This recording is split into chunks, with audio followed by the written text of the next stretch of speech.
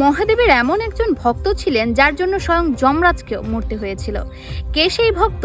সুপুত্র এবং মহাদেবকে সন্তুষ্ট করার জন্য ঋষি মৃকুণ্ড মহাদেবের কঠোর তপস্যা করেছিলেন এবং তার তপস্যায় সন্তুষ্ট হয়ে মহাদেব তাকে দুটি অপশন দেন। প্রথম অপশনে ছিল সন্তানের আয়ু অনেক বড় হবে, দীর্ঘ হবে, কিন্তু সেই সন্তান মূর্খ হবে। আর দ্বিতীয় অপশনে ছিল যে সন্তানের আয়ু কম হবে কিন্তু সেই সন্তান অত্যন্ত বুদ্ধিমান হবে।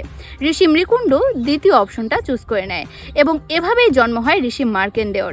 ঋষি মার্কেন্ডেয় ছোটবেলা থেকে এতটাই বুদ্ধিমান ছিলেন যে মাত্র 12 বছর বয়সে তিনি সমস্ত বেদ এবং পুরাণ আয়ত্ত করে ফেলেছিলেন এবং তিনি এটাও বুঝতে পেরেছিলেন যে তার মৃত্যু অত্যন্ত নিকটে। তাই তিনি শিবলিঙ্গ নেন এবং শিবলিঙ্গের পূজা শুরু করেন।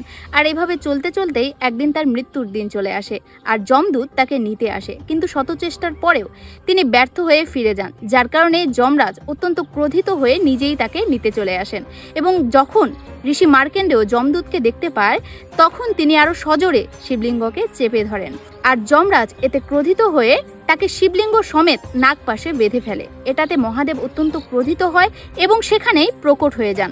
যমদূত মহাদেবকে বলে, মহাদেব, নিয়তি অনুসারে আজ তার মৃত্যুর দিন, তাই আমি তাকে নিতে এসেছি। তখন মহাদেব বলেন, তুমি কাল, কিন্তু সে মহাকালের ভক্ত। এটা বলে তিনি তার ত্রিশূল নিক্ষেপ করে যমরাজকে বধ করেন।